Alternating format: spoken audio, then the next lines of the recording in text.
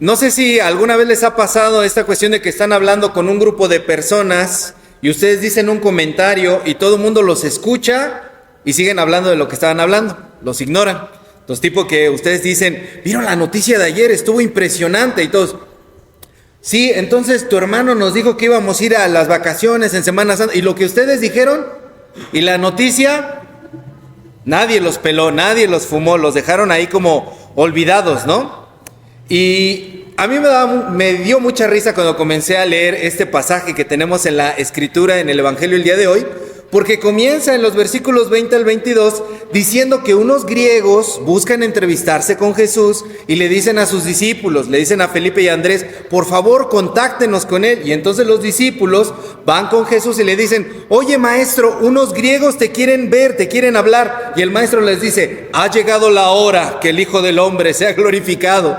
Y si el grano no cae en la tierra y muere y bla, bla, bla, bla, bla, bla, bla, bla, bla. Jesús se suelta a decir un discurso sobre la muerte y sobre su muerte, y no los peló a los pobres griegos, a los pobres discípulos, no les contestó, sí, el día de mañana que vengan, claro que sí, déjame checo la agenda y nos reunimos en esta semana, no les dijo absolutamente nada. Unos griegos quieren verte, y se puso a hacer su discurso. Y entonces yo me pregunté, ¿por qué Jesús hizo eso? ¿Por qué fue tan grosero? ¿Por qué no les respondió? ¿Por qué tan abiertamente no peló la petición de esos pobres hombres griegos? Y ya saben que con Jesús, muy a menudo, las cosas no son lo que parecen. Porque Jesús siempre hablaba con una sencillez tan simple que a muchos les parecía un enigma lo que Jesús estaba diciendo, ¿no? En algunas ocasiones, para algunas personas, lo que Jesús decía era un acertijo. Y en este caso sí es un poco un acertijo, ¿no? El Señor tenía cierta personalidad enigmática que, aunque era totalmente abierto, no todo mundo podía entenderlo con sencillez. Este es el caso. Y para poder saber por qué Jesús no peló a esos pobres griegos, tenemos que entender primero cómo funciona el Evangelio de Juan. El Evangelio de Juan puede dividirse, los expertos lo dividen en varias partes. En el capítulo 1 tenemos el prólogo. De los capítulos 2 al 11 es una parte que se le llama el libro de las señales, porque en esa parte Jesús hace 7 grandes señales que maravillan a las personas. Y después de esa parte viene de los capítulos 12 al 20, un libro que se llama, una división que se llama el libro de la pasión, o de la gloria, o de la hora de Jesús, que es donde vemos cómo Jesús se dirige hacia la muerte. Y finalmente el capítulo 21 del Evangelio de Juan se le conoce como el epílogo, la escena extra después de los créditos. Cuando usted va al cine y se queda después de que acaban los créditos y sale otra escena de ahí de los Vengadores, haga de cuenta, eso es el capítulo 21 del Evangelio de Juan, un extra que está allí. Y bueno, este relato lo tenemos en el capítulo 12, es decir que es el inicio del libro de la pasión de nuestro Señor Jesucristo, de la hora, de la gloria. Y cada vez que Jesús dice, ha llegado mi hora, o ya va a llegar mi hora, o es el momento que yo sea glorificado, lo que quiere decir es que va a morir. Eso es lo que quiere decir. Cada vez que usted en el Evangelio de Juan vea que Jesús dice, llegó la hora, quiere decir que va a morir.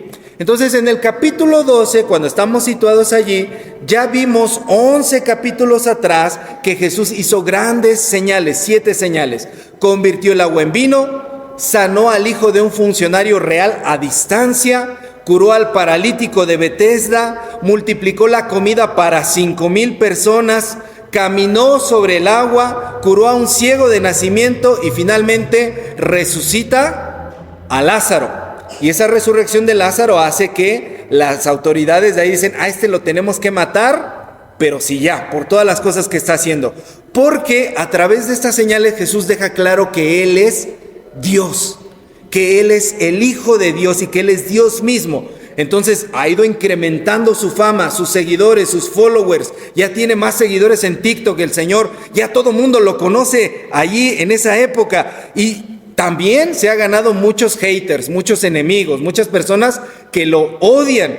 Entonces, Él empieza a anticipar que lo único que sigue después de esta revolución que él está causando es que en algún momento va a morir, va a tener que entregar la vida. Y de hecho en el capítulo 10, por favor vaya al capítulo 10 de Juan, capítulo 10, está 2 capitulitos antes de donde estábamos, Juan 10, versículos 17 y 18, Jesús ya empieza a tener esta intuición. Lo que estoy haciendo me está causando ciertos problemitas. Y en Juan 10, 17 y 18 dice abiertamente, mi Padre me ama por dar mi vida.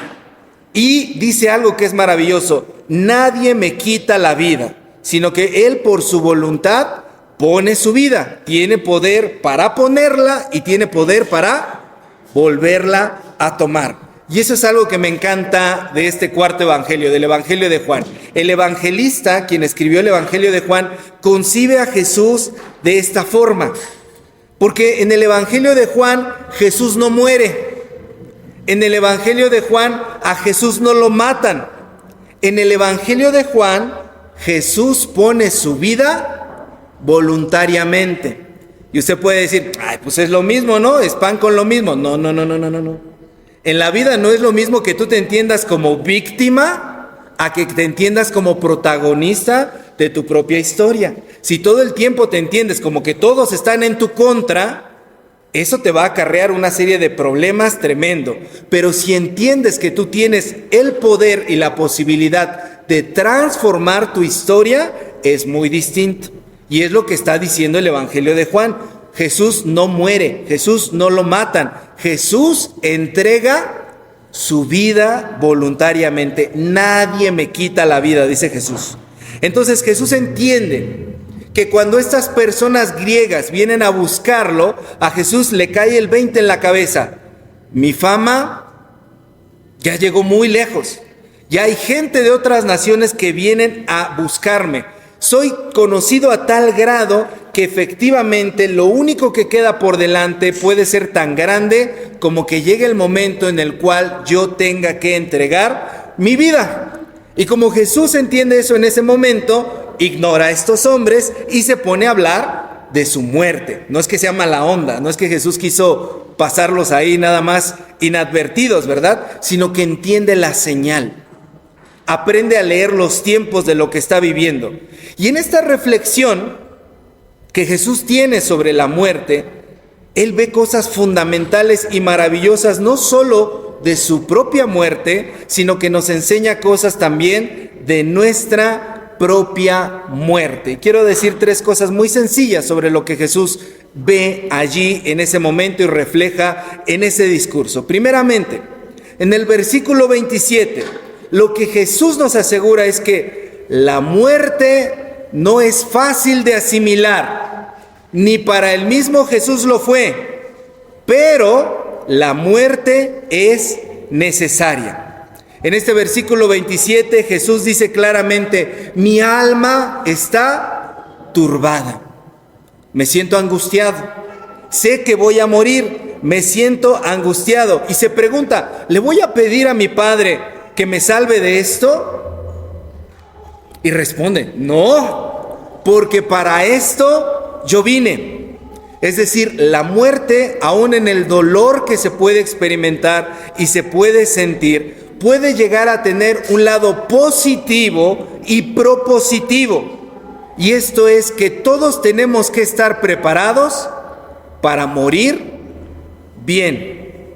No solamente en septiembre, mes del testamento.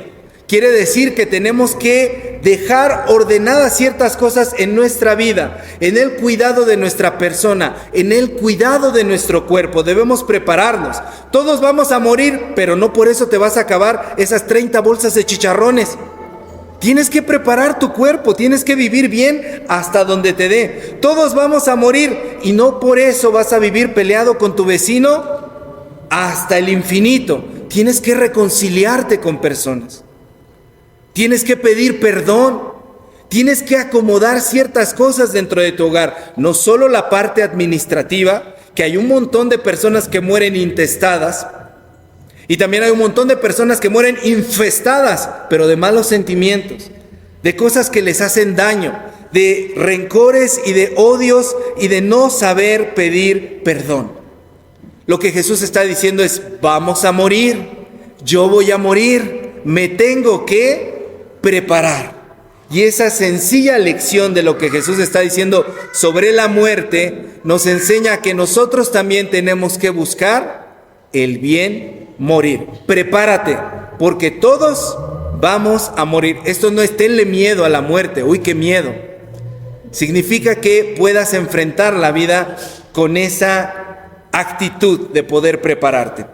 Lo segundo que Jesús revela aquí, en el versículo 23, es que la muerte puede darle propósito a tu vida.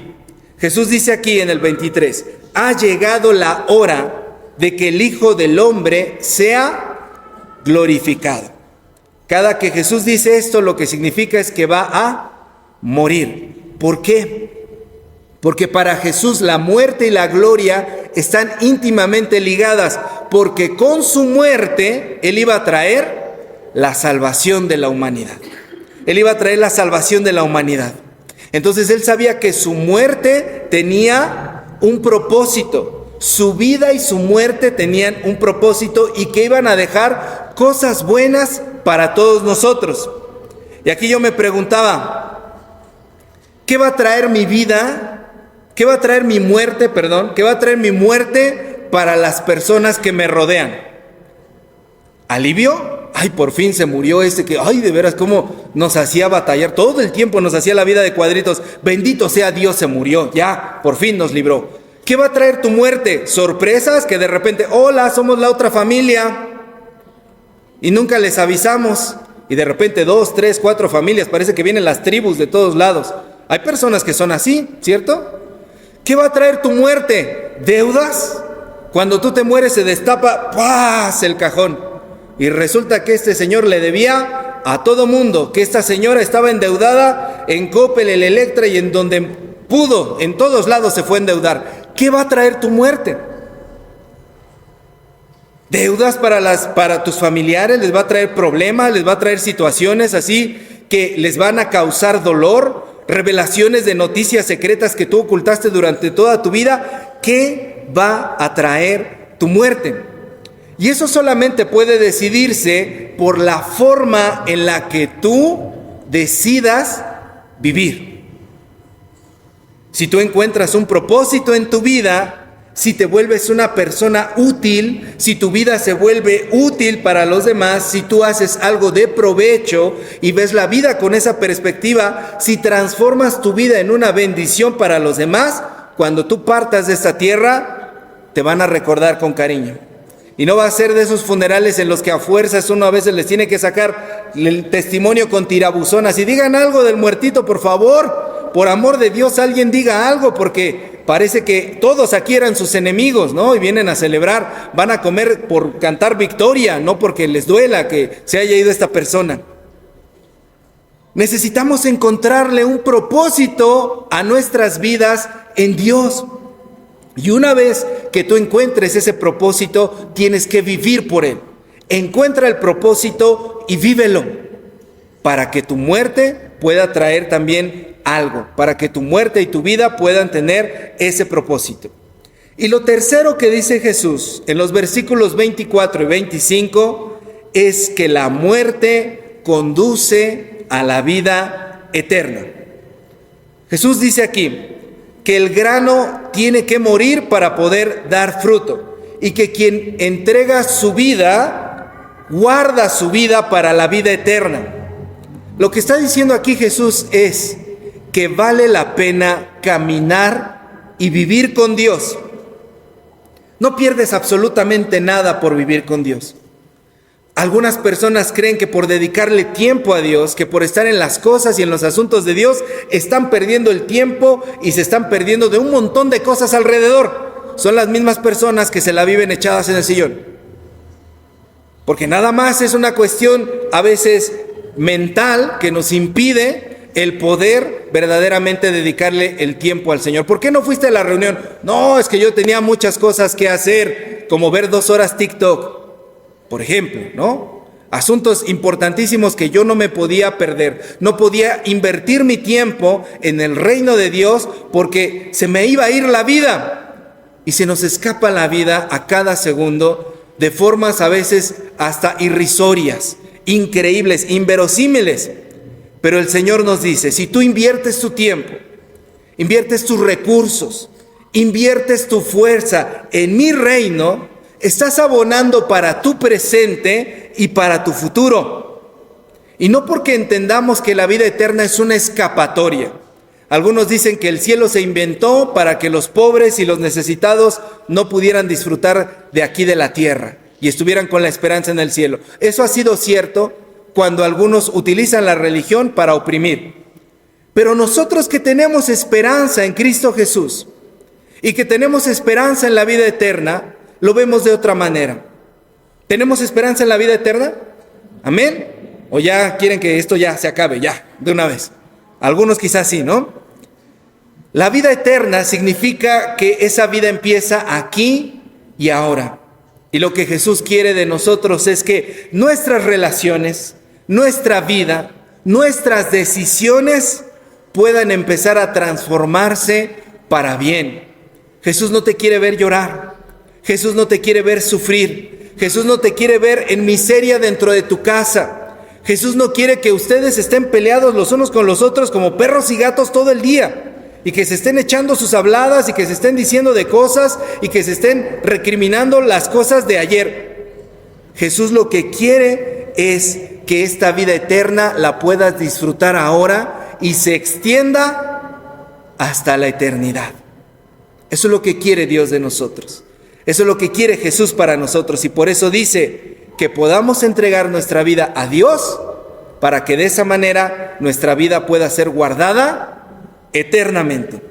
Entonces, hermanas, hermanos, Jesús nos invita a reflexionar sobre nuestras propias horas, ahora y en la hora de nuestra muerte, como dirían los hermanos católicos, pero no pidiéndole a María, sino pidiéndole a Dios Padre que nos ayude a entender nuestra propia muerte así, preparándonos, dándole un propósito y encaminándola hacia Dios.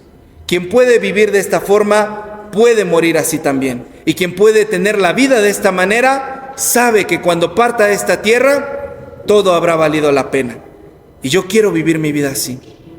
Yo quiero que cuando yo cierre los ojos pueda decir como Juan Wesley. ¿Saben cuál fue la última frase de Juan Wesley antes de morir? Lo mejor de todo es que Dios está con nosotros. Y lo dijo como 3 veces y estiró su mano, quedó en el registro. Y la última vez cerró los ojitos y se acabó la historia de Juan Wesley. Sería hermoso que cualquiera que sea la forma en la que nos vayamos de esta tierra, podamos hacerlo sabiendo que no desperdiciamos ni un solo segundo y que vivimos hasta el final, ahora y en la hora de nuestra muerte. Amén. Póngase de pie, vamos a orar. Amado Señor, te damos gracias, porque cada vez, Señor, que tú dabas una reflexión, cada vez que contabas una historia, cada vez que dabas un sermón, cada vez que hablabas reflexionando en voz alta los pensamientos que había dentro de tu corazón, dejaste un legado para que nosotros también pudiéramos reflejarnos en el espejo de tu palabra, Señor. Y hoy nos vemos, Señor, en esas palabras que tú dijiste sobre tu muerte, Señor.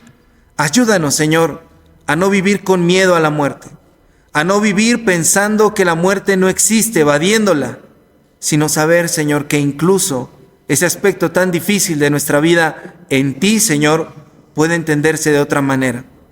Y si nosotros estamos atravesando por duelo, Señor, porque alguien ha partido de nuestra vida, te ruego, Señor, que traigas consuelo a nuestro corazón y también nos permitas entender sus vidas a partir de esta perspectiva, Señor. Y que si nosotros, Señor, no hemos preparado el terreno para poder irnos de esta tierra, nos hagas conscientes, Señor, de nuestros días. Y como decía el salmista, que nos enseñes a contar nuestros días de tal modo que traigamos al corazón sabiduría. Haznos sabios, Señor, que no solamente envejezcamos, sino que seamos sabios en ti, Señor. Te alabamos, Señor, te glorificamos por la vida y por el proceso de muerte que hemos de enfrentar, porque sabemos que al cerrar los ojos, algún día los volveremos a abrir en ti. Gracias, Señor, en Jesús. Amén.